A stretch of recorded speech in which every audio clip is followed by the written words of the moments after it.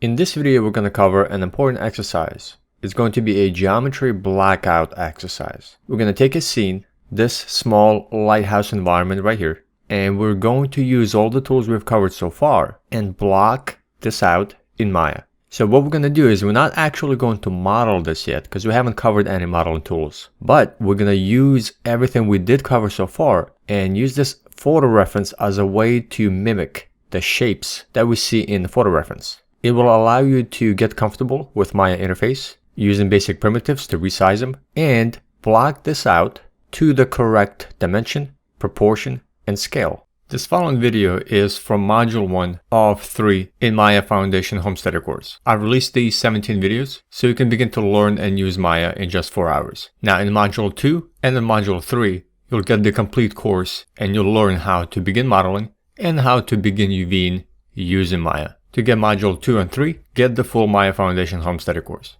And now let's continue with the tutorial.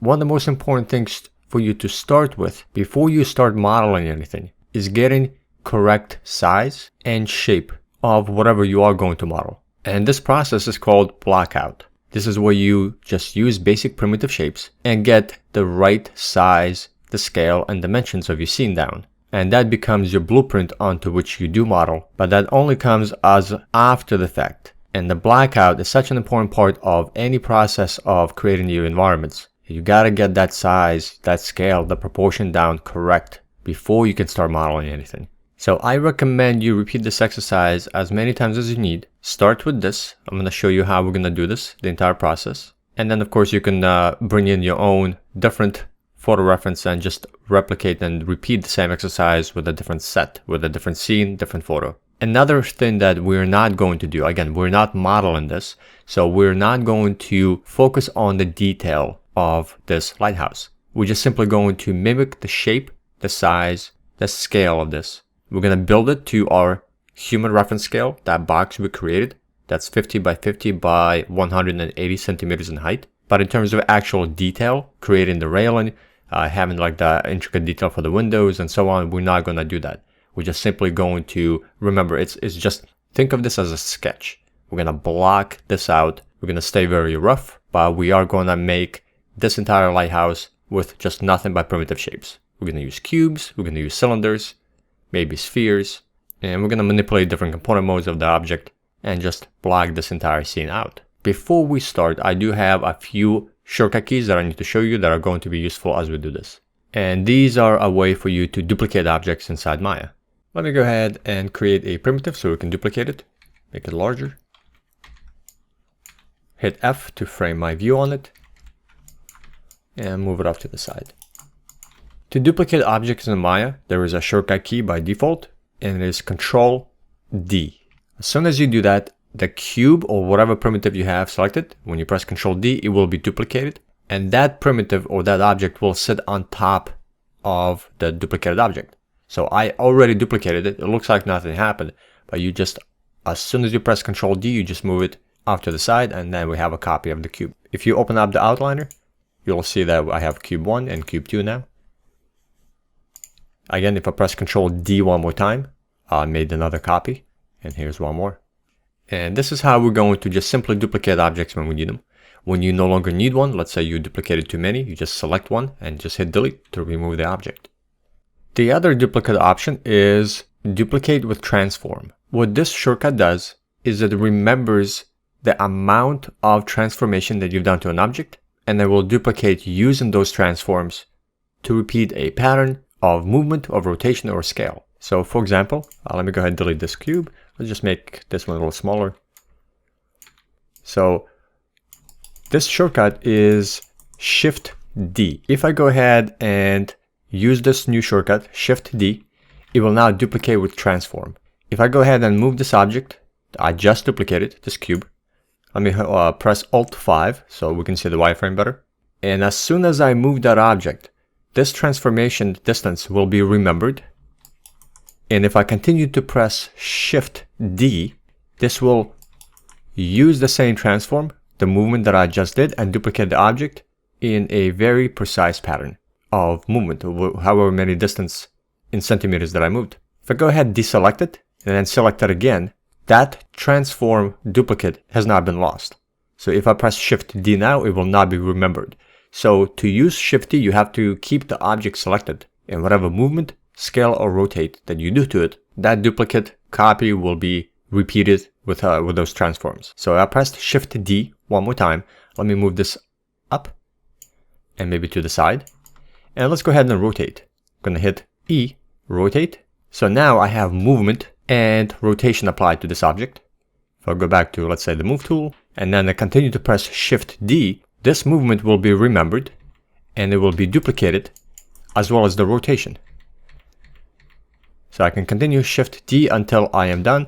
Whenever you deselect it, that will no longer be repeated. So if I deselect and deselect, Shift D, again, I would have to keep the object selected. That's one key to using transform duplicate. So Shift D is a fantastic option whenever you need to repeat something that's going to have the same distance or the same rotate and scale applied to the object. So great for repeating patterns, anything architecture wise that has to be very precise. So the two shortcut keys are Control D, which is just simple duplicate, or Shift D if you wanted to repeat in a specific pattern. The drop down menu for duplicate and transform with duplicate can be found under Edit, and here you have duplicate, Control D, and now you have duplicate with transform, Shift D. Alright, now we can go ahead and begin. So let's set up a new scene. Let's go to File, New Scene. And the first thing we're going to do is we're going to treat the ground plane as our water. Anything below is below the water. We're not going to worry about that. And we're going to build everything on top of this ground plane. Let's create a scale reference. This is going to be our first and most important part before we begin to block everything else out. Again, for most of the scenes, you should be creating the scale reference so you can judge proportion, scale, and dimensions of the rest of your scene. So I'm going to create a cube, and I'm going to go into inputs, and we're going to give this width at 50, depth at 50, and height is 180. That's going to be our character height. I'm going to use the move tool, W, and I'm going to raise this up so it's on top of the ground plane. I'm going to hit the space bar so we can see the rest of the viewports. I'm going to hit 4. I'm going to hover my mouse in each one and hit 4 for wireframe and come back to my perspective. And again, I want to make sure that my scale reference, my box, my human reference scale is on top of the ground. So I'm going to make sure I just navigate to one of the views, orthographic views. Let's hit F to frame. And I'm just going to move it down until it is on top. And let's move this out of the way because we're going to build our scene right here. And this is going to be kind of our way to judge the rest of the scale of what we're going to block out. Also, using this scale reference, I am already orienting myself inside the scene by making sure that the blue arrow is pointing towards me. The red arrow, the x-axis, is pointing to the right. And of course, the y should be pointing up. Also, I'm going to press Alt-5 to get my wireframe unshaded. So here is that entire scene setup. And it's a good idea to save this as your scale scene so you can just open it back up at any time and just start from this point on. Instead of constantly having to create your scale reference, you can just save this as your template and then reopen it and save it as a new file and then continue working. Just saves you a little bit of time. So let's go ahead and actually do that. I'm going to go to File, Save Scene As, and I can save this as my scale template. Actually, let me give an underscore. So this way it just appears at the very top of the stack. So this way I can open the scale template, save it as a new scene, and continue working, and just saves you a few minutes every time. So let's go ahead and save. Alright, so I've saved it as a scale reference. Actually, let me rename this really quick. And let me hit Control S to save. So now my scale template has been saved. Now let's go to File, Save Scene As, and this is going to be our geometry blockout exercise save. So let's do geometry blockout exercise, and we can assign a different version. Sometimes whenever you're saving, you should have different versions of the file being saved. So sometimes you can just go ahead and type in 01, and every time you save as a new version, you can just do 02, 03, and so on. Or you can use the increment and save and do your variations and versions this way. So I'll just do, since this is just an exercise for us, I'll just do geometry blockout exercise and save it. And here's our scene setup. Whenever we begin to block out, we might have to increase our grid because that environment is slightly bigger. So the grid size might be a little too small for us right now, but we'll update it when we need it. And here's our initial scene setup. Let's briefly talk about the actual scale of this building.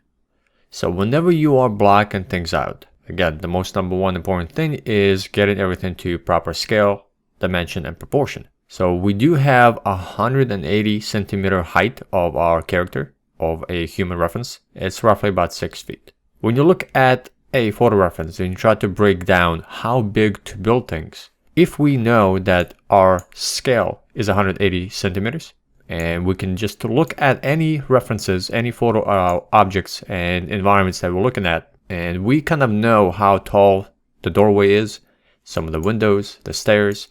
So if we take a look at this, we know that a human character will probably come up about right there. The doorway is usually maybe about 7 feet tall, and the character will come up right about there, right below. So that tells you right away that the height of this entire wall from the bottom of the door all the way up to the top, to the second floor, is probably, I would say, maybe double the amount of a human. So probably about 350 units or 350 centimeters, maybe 400. If we take a look at this, the second floor, we can do the same thing. A human will probably come up right about here. So we can go ahead and estimate that the rest of the height is probably another 350 or 400. So that gives us already a starting point of what height we would need to build this first floor. And then we can use the same kind of distance and kind of determine that this base right here, probably maybe 100 units. So if you put a character or a human right here, it'll probably come up to halfway point. Again, these are just starting off points and sizes in order to begin somewhere so we know what sizes to begin creating our cubes and other primitives. And the more you do this, the more and quicker you'll recognize the sizes and kind of start blocking things out. But we already have a starting point. Also, another thing is, whenever I am going to block this out, I am going to be looking at this the entire time off to the side on the second monitor. It's a very good idea to always have this open, or whatever you're creating, always have your references open off to the side so you can constantly create and always see it in the corner of your eye, and you're always looking at your photo reference and what you are creating inside Maya. So never block out, or when we get to it, model anything blind. You always should be paying attention to exactly what you need to create from your photo reference. So I won't constantly bring this back into view unless I need to point something out, but just know that I'm constantly looking at it on the second monitor. Alright, let's go ahead and create our base first. Now create the cube, and in this case, you can do one of two things. You can start resizing it using the scale tool, R, and just get the cube to the right size that you think based on photo reference. Or you can go ahead and start typing in values and just kind of get an overall size down this way. You can do one or the other. I tend to like inputting numbers just out of habit. I think it's a little bit more controllable way to get the size down rather than trying to scale things. But you can do one or the other. This is an exercise for blackout. So you can use one method or the other or both. For this one, I'll just go ahead and type in numbers. So let's say width, let's try 1000. That's way too big. Let's do 500. And again, I'm just looking at the reference and I'm just kind of trying to get that size in width just by looking at what I need, how big it needs to be. And that seems about okay. Let's do height. Let's try 100. Might be a little bit too much, but maybe actually, yeah, let's go ahead and lower this. Let's do 70 and just lower this onto the ground plane. And then let's do depth. Let's do 500. So it's a square platform. Let's just push it back. Again, this is a great exercise to kind of get familiar with the interface, navigating, moving things around. So fantastic exercise of everything we've covered so far. This is why I recommend that you do this same one, or maybe a couple of times until we get used to the navigation in Maya. as well as maybe do a different scene after this. So I'm just going to use the perspective view, switched over to the front view, again spacebar, and use the front view or the side view and just lower this until it hits the ground plane. Again, we haven't covered how to snap things, so I'm just going to estimate. Just kind of move things down until it touches the ground plane. We will cover snapping options and modifying pivot points and so on a little later, but right now we're just going to estimate the size of everything. Now, because I already have my base, let's go ahead and move our scale reference on top of it. This will help us to kind of judge the rest of the floors we create. Another way we can do so is instead of using the same box, we can just duplicate. Hit Control D, we can duplicate the scale and just move it up. And let me go to front view or side view and just kind of move it until it touches the ground. And we can just have multiple duplicate copies of the scale. This is what's going to help us to judge proportion and scale. So whenever you are modeling something, you can either move an existing one or make a duplicate and move it somewhere where so you know how big things need to be. All right, let's go ahead and create the floor, the first floor. I may need to scale this slightly bigger. So actually, let's go ahead and switch over to a scale tool.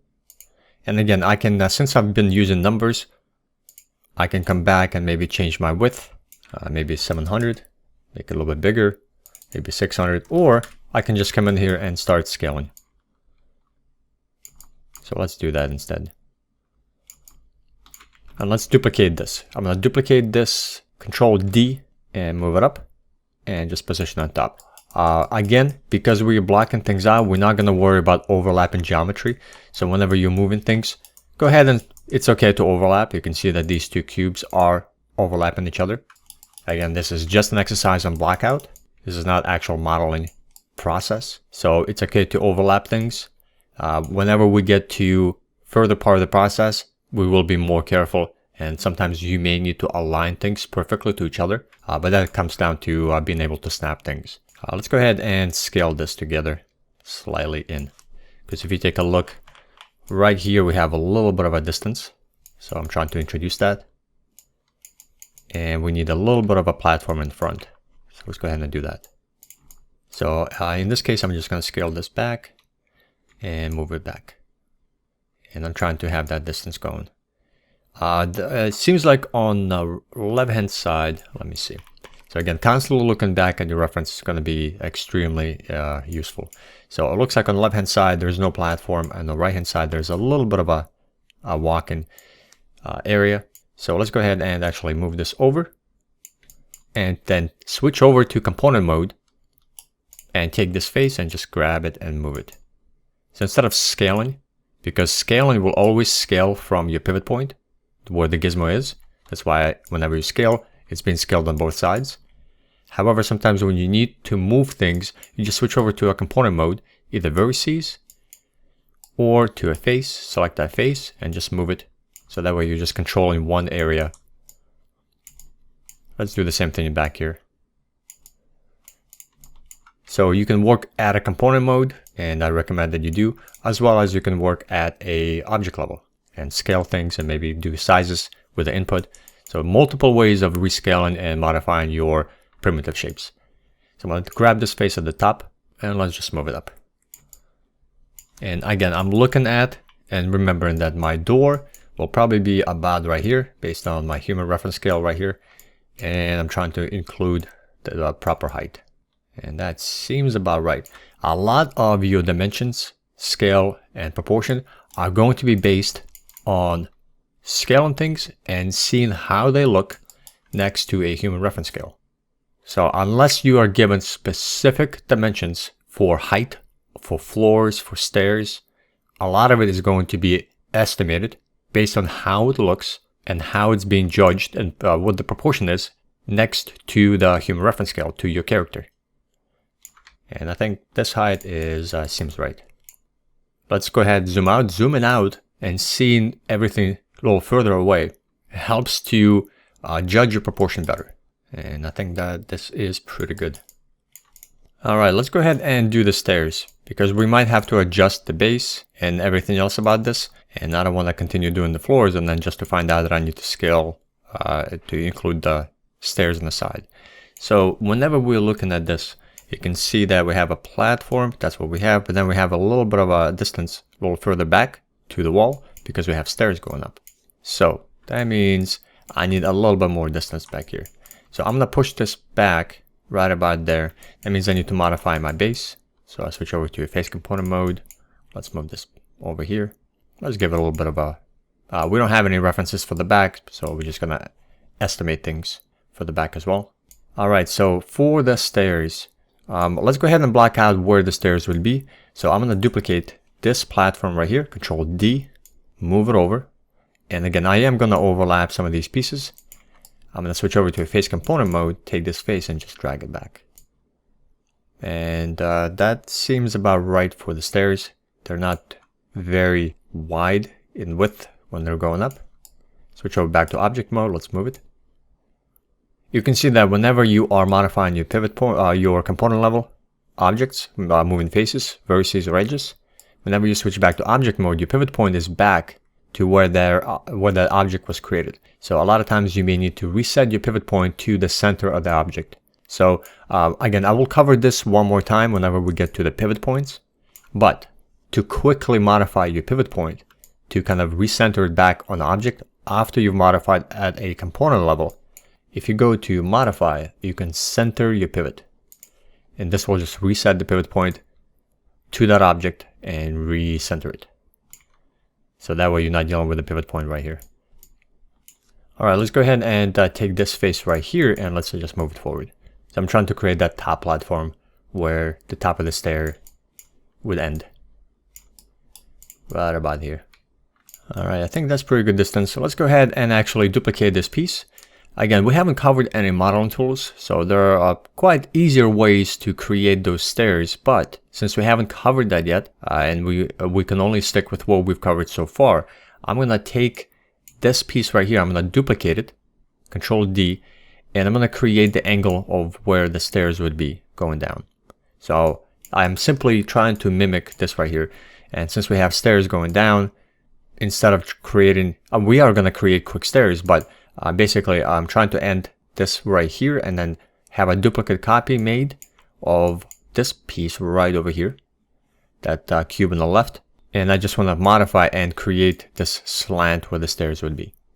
So that means I made a copy of it, and then I'm going to switch over to the vertices, grab actually 4 of these verts. We'll just move them forward to about here because the stairs end and there's a little bit of a gap right over here. See how they end, and we have a bit of a space right here. So I'm trying to have that blocked out, and then I'm just going to take either 2 vertices at the top or just an edge and just move it down right about there, and just kind of see that slant and how it looks. So looks like, just by looking at my scale reference, this slant is a little bit too aggressive. So that means my size overall is not completely set up to the way that I would want it to. Means that I need to modify slightly let's go ahead and take this slanted piece right here, and I'm going to switch over to vertices, and I'm going to select these 4 on the bottom, and I'm just going to drag them until I get a nicer, more even slant to kind of mimic where the stairs would be. So it's not so angled and inclined. Right about there, I think that's pretty good.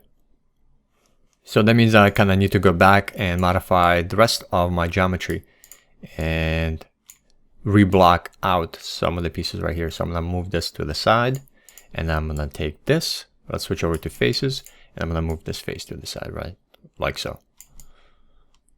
So you can see that I'm still modifying overall my base. This is what part of the blockout is when you are blocking out your dimensions, proportions, and scale of the environment, is this constant adjustment. So you never just jump in and start modeling the detail. You have to get that size down, especially when you are trying to deal with a larger environment. And there's a lot of pieces that are kind of relying on each other in order to get that scale, dimension, and proportion right. So here we have the base, and we have kind of the first floor blocked out. And that's looking pretty good. You can see I'm constantly comparing and looking and judging and seeing if I need to adjust anything else. Let's move to the second floor. Another important part of blockout is always start with large shapes, then move on to medium shapes, and then you work the small shapes. So never start the opposite way. Never focus on the detail first. Don't focus on the smaller shapes first. Always start large to small. So I'm not worried about the wall or the door or the individual stairs. Just want to kind of get that larger shape blackout. And I'm going to continue this all the way to the top, and then we'll do another pass and do some medium to small detail blackouts. So for the second floor, looks like it's about the same size as the first one. So I can use this shape right here. I can do Control D to duplicate. We can move this up. Let's go to front view or side view. Zoom in. I'm just going to move this down until it kind of touches the bottom. The height is about the same, but there's a bit of a distance on the, looks like just on the right hand side. So looks like on the left hand side it's flush, but on the right hand side there's a bit of a distance here. So I'm just going to grab that face and just move it.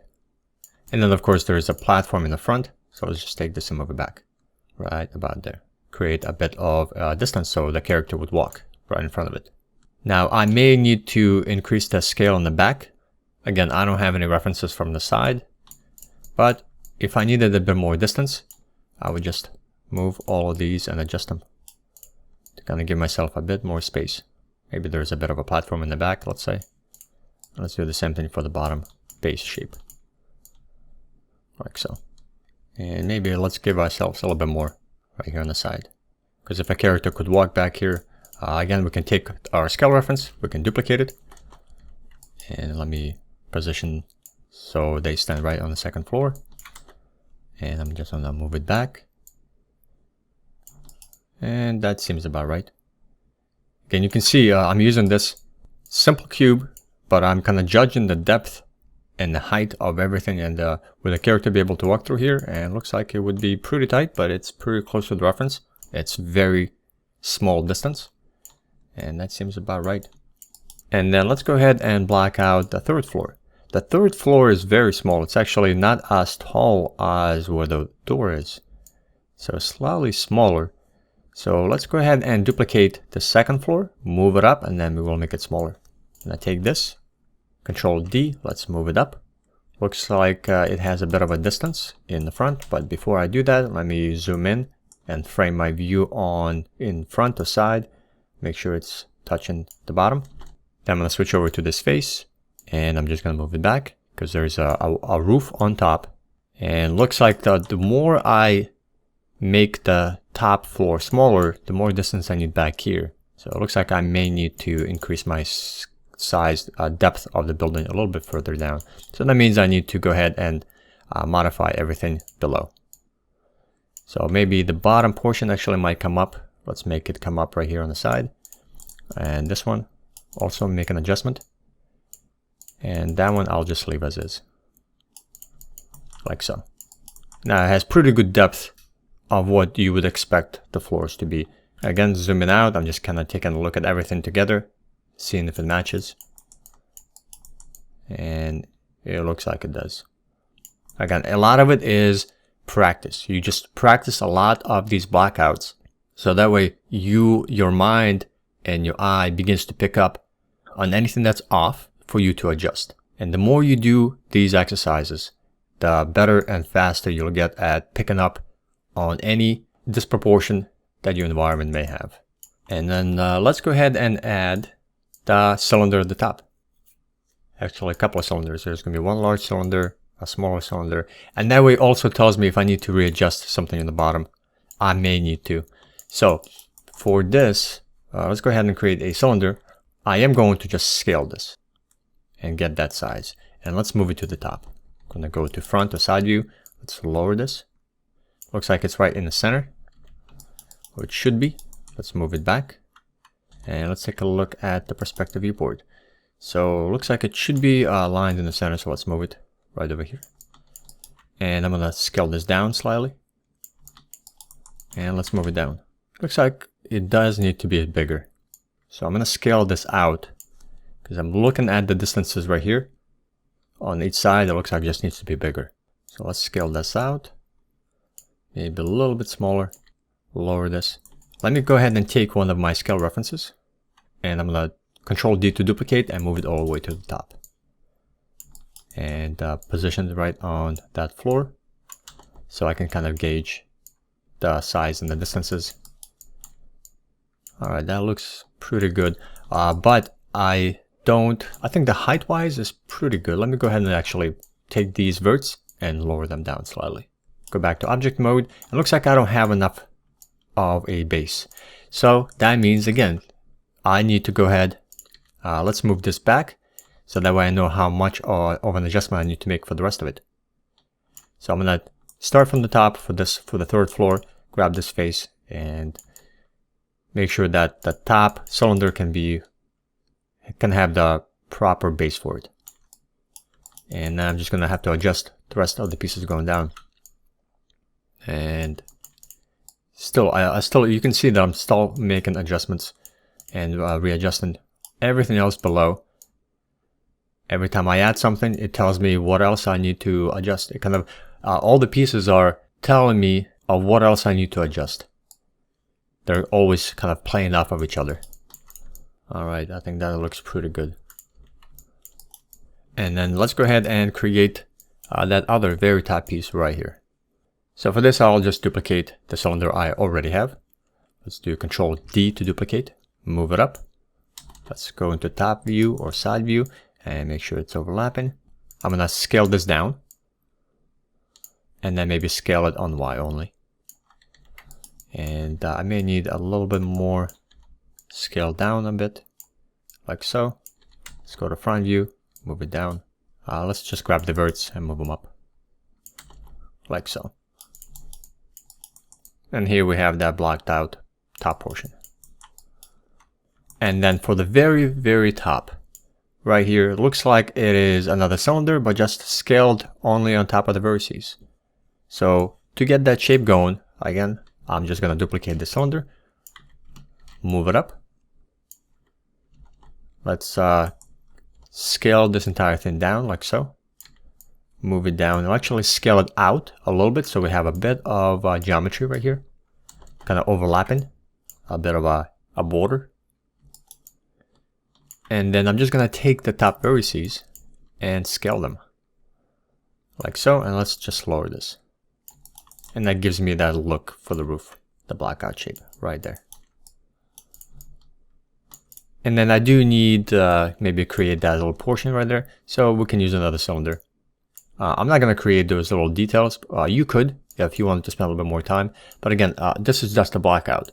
There are other modeling tools we would use to create that detail. So again, I don't want to continuously create primitives to block out the detail. I just want to get those bigger shapes down. So I'm just going to take this piece right here. I'm going to duplicate it. Let's go to front view, scale this down, and lower this right over here. And let's scale it out like so. And here we have that kind of top piece. Let's make it bigger maybe and scale it down a little bit more. Like so. Alright, so here's our shape so far. And kind of matches the scale pretty well. Alright, so far we have pretty good dimensions and proportions going. Let's come back through and do our second pass and add a bit more of those medium shapes into this. So we got the major shapes down, we got the overall lighthouse blocked out, but now let's come back through with some medium adjustments. So we need that wall, we're going to add the door, the windows where there will be. We're not going to worry about the front panel, the front little walkway just yet. That's going to be at the end. So let's go ahead and add that wall on the side, and then we'll do the stairs and then the door. So for the wall, again, it would be a lot easier if we knew some of the modeling tools, but since we haven't covered them yet, we'll just do a few adjustments to our primitive shape. So for the wall over here, you can see that it has a bit of an angle. So I want to block that in as well. So that means we need just an extra piece of geometry, an edge, an extra segment into our primitive, so we can angle a portion of the wall down. So I'm gonna not do this I'm not gonna duplicate it, any existing pieces. I'm just gonna create a brand new one. And I'm just gonna scale this. Alright, so I'm gonna scale this uniformly on every single axis right now, just to get it bigger. Let me move it out of the way. And then I'm going to go into the inputs, and here we can adjust that subdivisions. We can add extra divisions into this. So I need an extra division in height. So I should be able to add 2, and it gives me an extra division in the center. And that's what I want. And then I'm going to scale this. And let's go ahead and position this wall where it needs to be. So I'm going to just drag this up, move it over here, and I can scale it all together. Let's just do that. And I'm going to make sure that the bottom is on top of the base, like so. Actually, I can just move the vertices down, like so. And let's move the top vertices like that. And now let's just move it over where it needs to be. And I'm just going to go ahead and overlap this. And let's move this a little bit further in. So that's where the wall will be. Actually, maybe it needs to be a little bit thicker, like so. And now for the bottom portion, for that angle, I'm going to take these vertices in the center for those edges. Or I can switch over to edges. And if I want to go ahead and select multiple edges, there's a quick way to select an edge loop or an edge ring. So meaning that I will select all the edges around instead of having to do this manually by holding down Shift to add to a selection and then having to do it again. It's just a little longer to do. But however, if you double click on an edge, this will select all of the edges, all of the continuous edges that can be selected. So it selects all of them all around, including the one in this right on this side right here. We can't see it. So if I press 4, you can see that it's selected. So double clicking on an edge, you can see that it selects them all. And as long as they're continuous, it'll select all around. Let's press 5 to go back to shaded mode, because I pressed 4 to go to wireframe. And now I'm just going to take these edges and just lower them. And then I can select this edge right here on the bottom, or 2 vertices, or 1 edge, doesn't really matter. I can't see it right now, so I'll switch over to 4, wireframe mode, select this edge, go back to 5, shaded mode, and I can just move that edge, and you can see that it's created an angle. So by having an additional segment, it allows us to keep the top portion straight, and that prevents it from modifying the entire edge. And then I can just go ahead and modify the bottom portion, like so. And now we have that wall blocked out. Looks like right here it's overlapping. With the further you are away from the camera, sometimes you can see edges that are inside of the geometry. But if I zoom in a little closer, you can see that that's not the case. It's just it's a viewport issue in Maya. Just kind of tends to show some of the edges on the inside. But that wall is not actually protruding through this wall. Alright, so we have this wall. Let's go ahead and create a door. For the door, I can just go ahead and grab one of these existing pieces of geometry. I can duplicate it. Let's go ahead and center my pivot so that I can scale it right on the object level. So again, it will always scale, rotate, and move from where that pivot point, where that gizmo is on an object. Because we modified our component level, like the faces, edges, and vertices, the pivot point will stay exactly where it was created. So I want to go ahead and reset my pivot point back in the center of the object. Go to modify and center pivot. And now I'm just going to scale this down. And I'm going to just block out a cube for where the door will be. Let's go ahead and make that smaller. I'm going to move this out actually. So this is going to be our door right here. Let's push it back. Let's go to front view. And let's move this and align it to the bottom right there. And the door needs to be slightly smaller right over here. And I'm looking at my scale reference right here. And then I'm looking at the door size. And the height of the door is about this height right here. So that looks pretty good. So that's where the door would be. And actually the door needs to be slightly smaller. It looks pretty narrow. So here we blocked out where the door would be and got the kind of a right size for it. So that looks pretty good. Alright, so now we have where the door would be and we got the right size. Let's go ahead and take a look at what else we can add, which let's do the stairs. The stairs we'll just do a cube and we'll do the Shift D duplicate command. So we can just take and show where the stairs would be and how big that would need to be. Again, I'm going to keep this angle of the geometry because it kind of helps us to know the incline. And I'm just going to take this portion right here, this existing object, this cube. Let's go ahead and modify this pivot on it. I'm going to duplicate it, Control D. I'm going to move it over. And let me go ahead and scale this. And create the stairs. And so I'm going to create one stair, and then we're going to duplicate it. And I'm going to move it up right here. So here's the stair piece right there.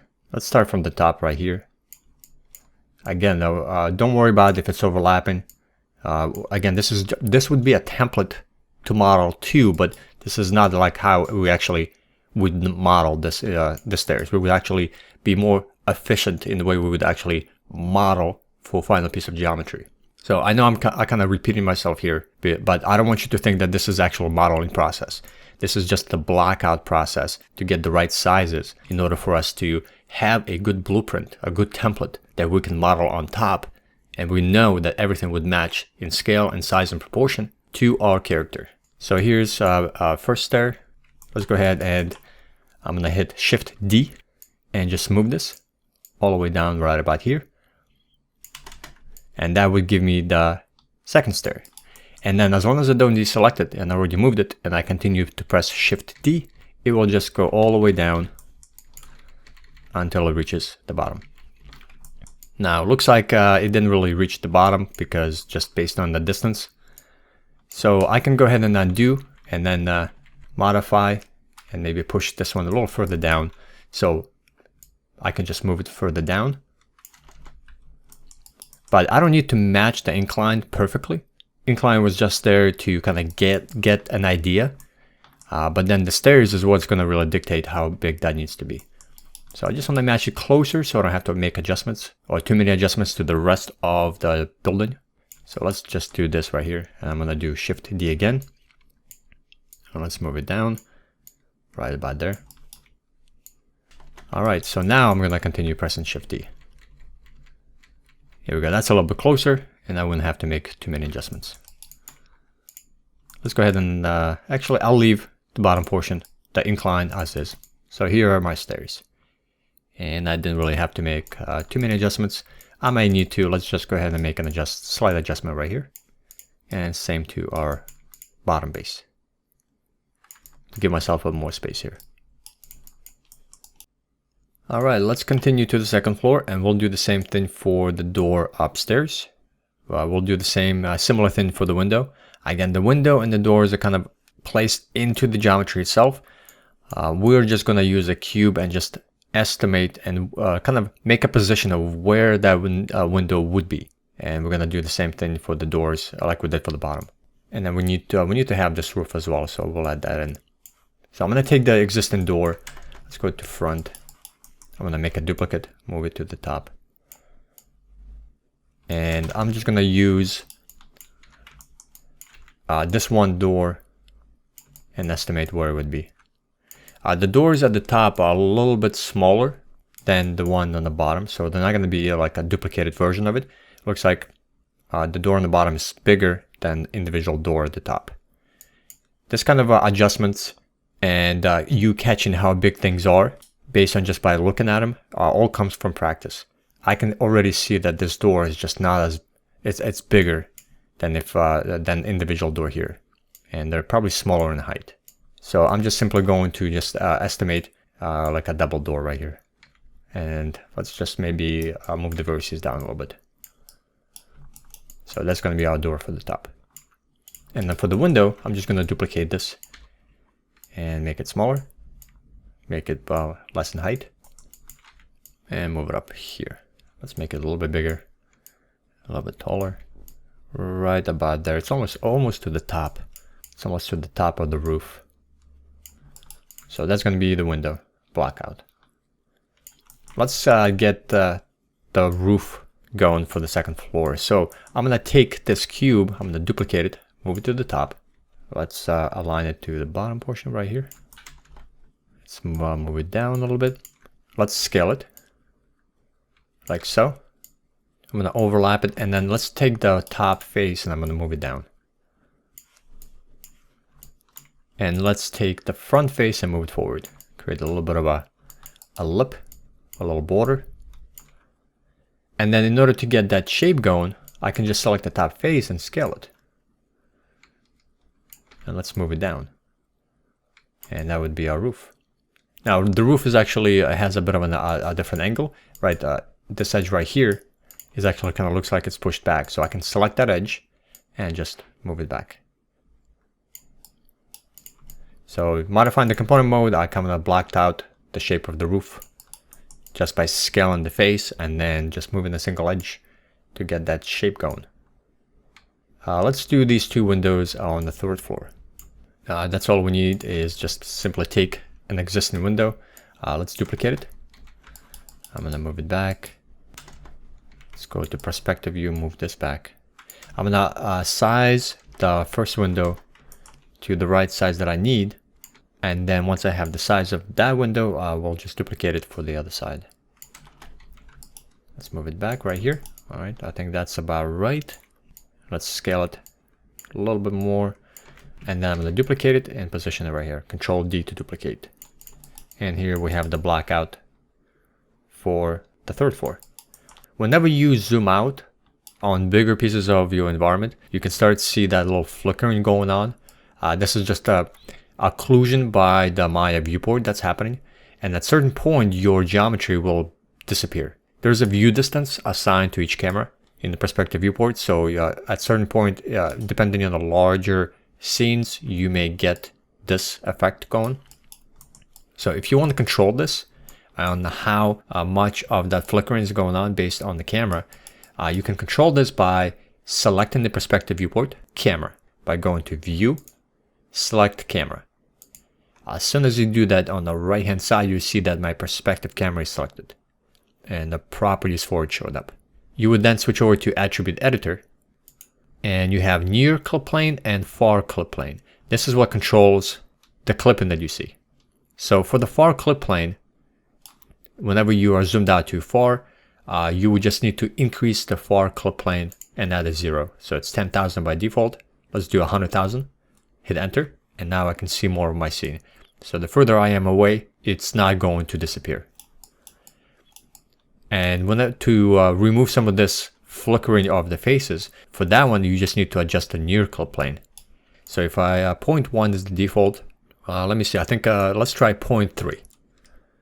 Yep, and it looks like it improved it a little bit. So if I do 0.5, even better. I'm gonna lower this to 0.25. So that's how you adjust that flickering and the clipping of your camera if you need it. All right, let's come back down to the front platform. Let's get that blacked out. That would be one of our bigger things that we haven't done yet. And then for our last step, we just do we'll do some of the smaller shape blackouts for the rest of this to finish this up. So let's do that bigger shape and get that out of the way. So for this, we can do a cube, and then it looks like we could scale the cube, the top face, and then maybe create a bit of another cube with a few pieces on top. So basically, yeah, we can do quite a few things. So here, the larger your environment gets, the bigger your grid may need to be. So let's go ahead and adjust our grid to make it larger, so it appears larger inside the viewport. So if you go to display, grid options, length and width, this will give you a little larger grid inside the viewport. So let's increase it to 2000 units. Hit apply, you can see that it's a lot larger now. Let's go ahead and close this window, and that's all we need to do. I'm gonna take this base because it already looks like it's a good height, so I don't need to recreate it. I'll just Control D, duplicate this, move it forward. Now let's go to top view, hit F to frame, and I'm just gonna select the vertices at the very top, and let's just move it to remove that small gap, and let's overlap it slightly so they're touching. And then let's take this entire thing, let me center my pivot so it's right in the center. So this way I want to be able to scale it from the center pivot point. Let's go to modify, center pivot, and now I'm going to go ahead and scale it like so. And let's take the front vertices or front face and just move it forward. That would be a panel, the front walkway. And then to create that angle at the top, we can just take that face and scale that face in, just like we did for the roof. So let's go ahead and scale it on X, like so. Let's go back to object mode, and here's our panel, walkway. Now let's go ahead and create that repetition of those indented panels that we see. Let's not add the final detail, the little bolts. That's up to you if you want to add that in. We'll just do the repetition of those panels. That's it. So for that, we'll just do a cube. Let's move it forward, move it up. Let's scale that and scale it down. Let's go to front view first. Maximize our viewport, spacebar, and I'm going to make this smaller. Position it on top. And let's take a look at how big this needs to be. Let's make sure it's somewhat in the center. Let's make that a little bit bigger and just kind of overlap it with our platform. And let's raise that up like so. All right, so here's the first one. Looks like it's pretty good size. Let's go ahead and hit Shift D to duplicate with transform. Move it over here, create that space. If you like that space, go ahead and continue hitting Shift D. And here is the rest of that platform pieces. Let's move this forward like so. And then let's create that cylinder that we see right here. And let me see, there's another one. So we'll let's create this one. So I'm going to create a brand new cylinder. And let's make it larger. And let's position it where it needs to be, right here. And let's scale it like so. And let's maybe make it a little bit smaller. And let's position it. It looks like it's about maybe 3-4 of those pieces in, of those platforms, right about there. And let's make sure it's overlapping the pieces of geometry, so it's not just floating on top, but it's right through it. And maybe let's make it a little bit smaller, like so. And let's duplicate this, Control D, and just move it back here. If I wanted to add a little bit of detail to this, I can just take that same cylinder, hit Control D to duplicate, move it forward, up, make it smaller, scale it slightly larger, and position it on top, like so. And if I wanted to duplicate this for the other one, I can maybe duplicate that top portion, or I can just delete the previous one, select both of these objects, hold down Shift to add to a selection, Control D to duplicate, and just move both of those. So I've duplicated now 2 objects at the same time and moved them over. And here I have a little bit of a detail for a platform. Let's take that same thing we just did and let's make another duplicate and position it right over here, because there's another one right next to the stairs. All right, let's do one more pass and we'll do a smaller detail. So let's do the railing for the stairs, and maybe we'll block out the railing for the second floor. We can do the railing for the top floor. So just a few more smaller pieces to get that detail in. So again, we started up with the larger shapes. We did the medium blockout, and now we're doing the small pass on the detail. So for the railing, let's do a cylinder. And a lot of it is going to be just duplicating pieces, moving them over. So here's going to be a cylinder. Let's go to front view. Let's make it smaller. And let's scale it up in height. Make it even smaller and then scale it up. We could have used a cube for this, or instead we're just using a little bit more of geometry, more segments. Again, I just need to first decide how big do I need to make that cylinder before I duplicate for the rest of it. So let's do run across here. Let's get it even taller, right over here, and let's move it exactly where it needs to be, right here.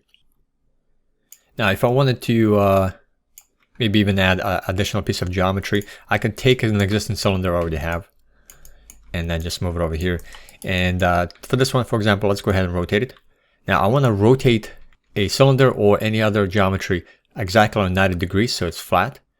So the first thing you can do in order to rotate things precisely is you can left click, drag, begin to rotate on the axis that you want to rotate, and then take a look at the channel box and see which rotation you've started to apply on.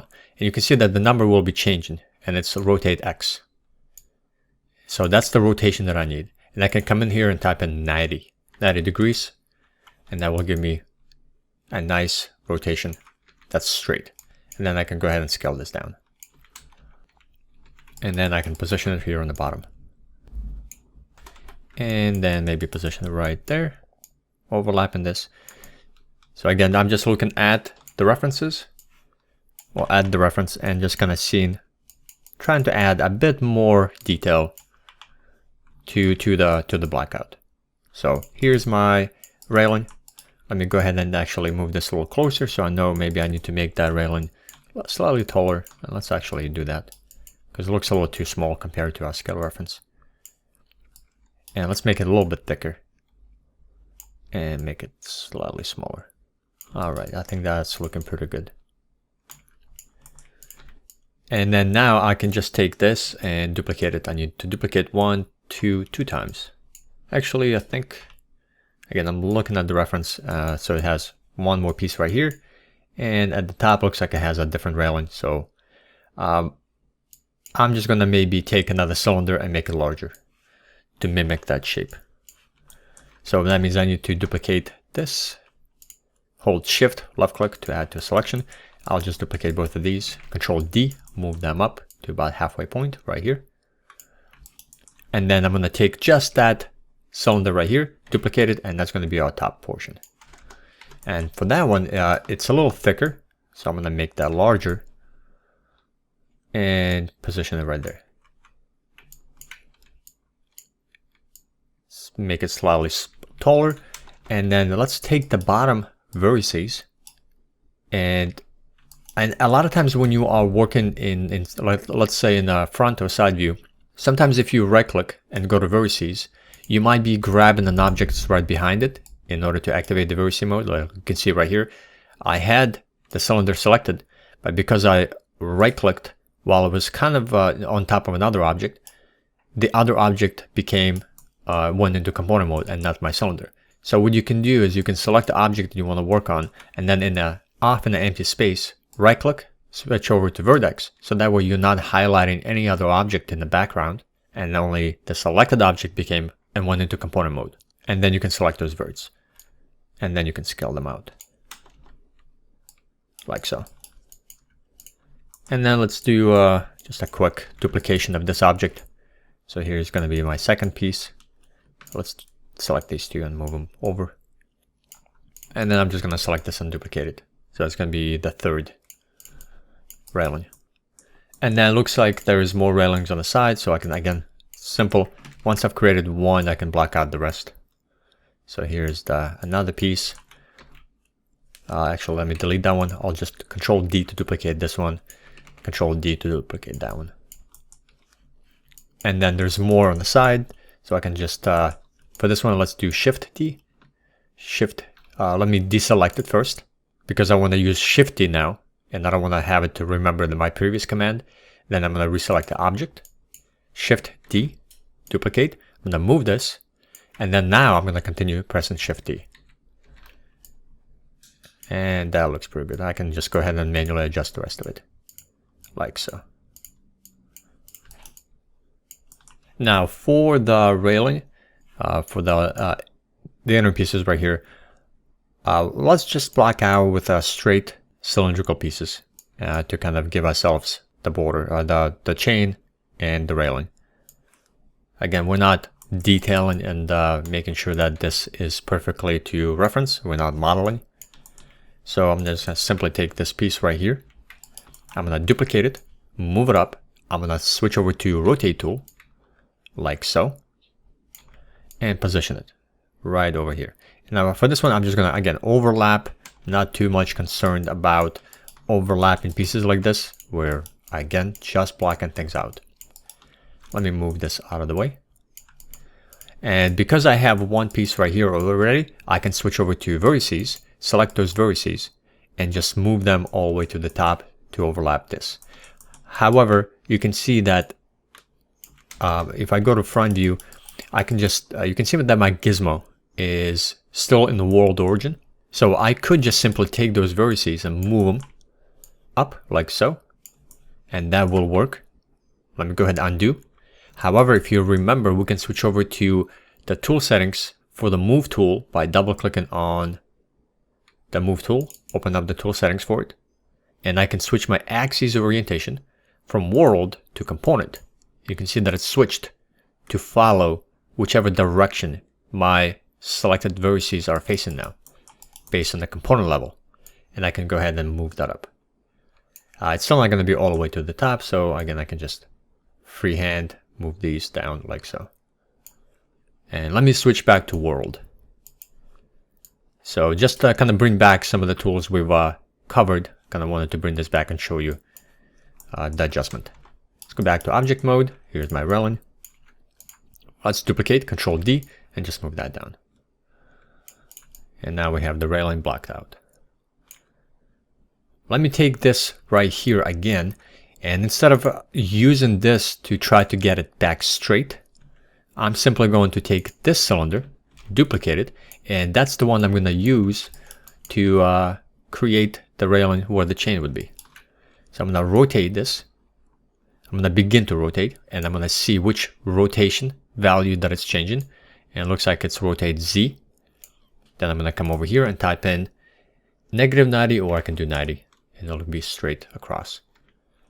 Then I'm going to move this up. Let's go ahead and scale this.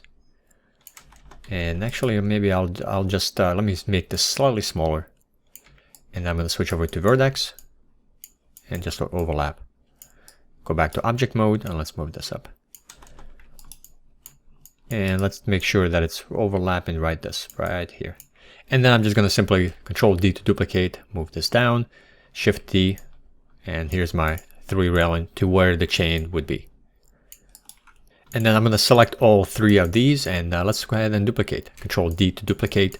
I'm going to begin to rotate on X. Looks like it's rotate X, and it is. I'm going to begin to rotate, come over here to my rotate X, and type in 90. Now let's go to top view, hit F to frame, and then I'm just going to move these right over here. And let's go ahead and scale these actually. I was going to maybe modify the vertices, but instead I'm just going to scale them. And just move it until they are overlapping into the building. And now I have my 3. Actually, I'm going to move this one so it looks nicer. So here's my blockout for the railing. Let's duplicate these right here, all 3. I'm going to hit Control D. I'm going to move all of these back here. Let's move them across.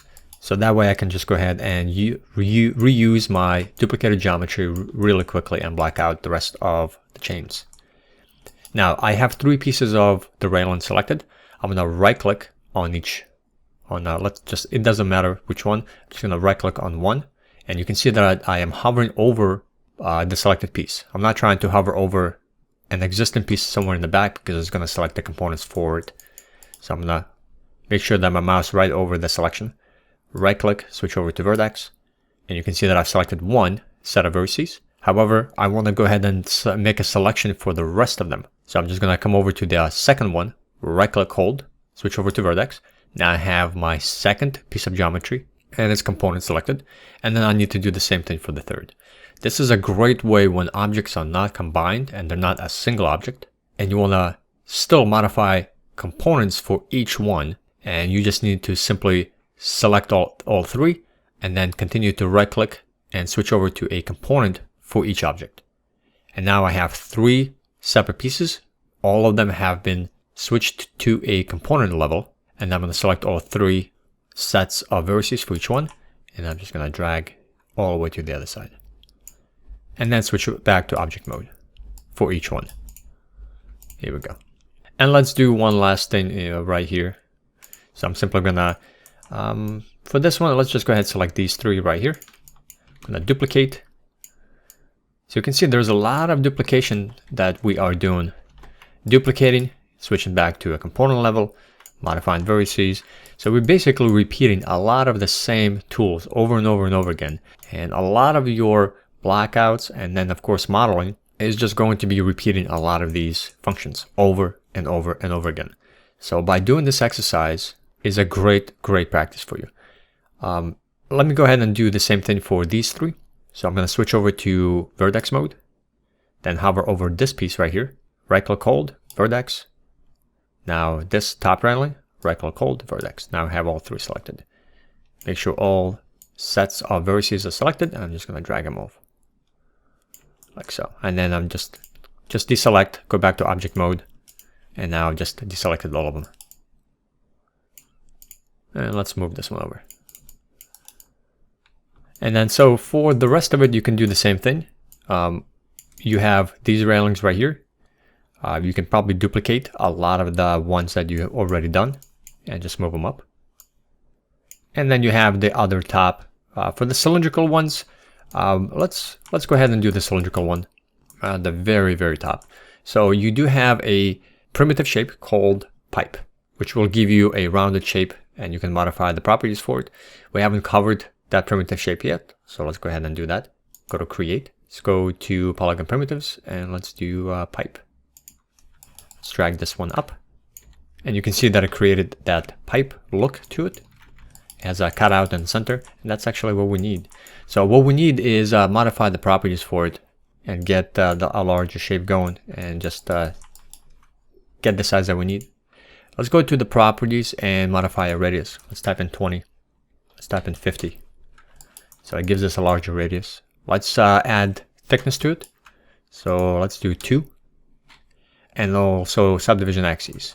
This is the amount. So let's do 24. Maybe let's do 32. And let's do subdivision height.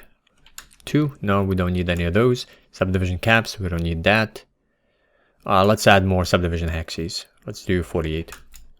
So it's a little bit more rounded. Again, this is a blackout, so we don't need a completely perfectly rounded cylinder. Let's adjust the radius. Let's do 100. I can go ahead and scale this as well. I don't need to type in numbers.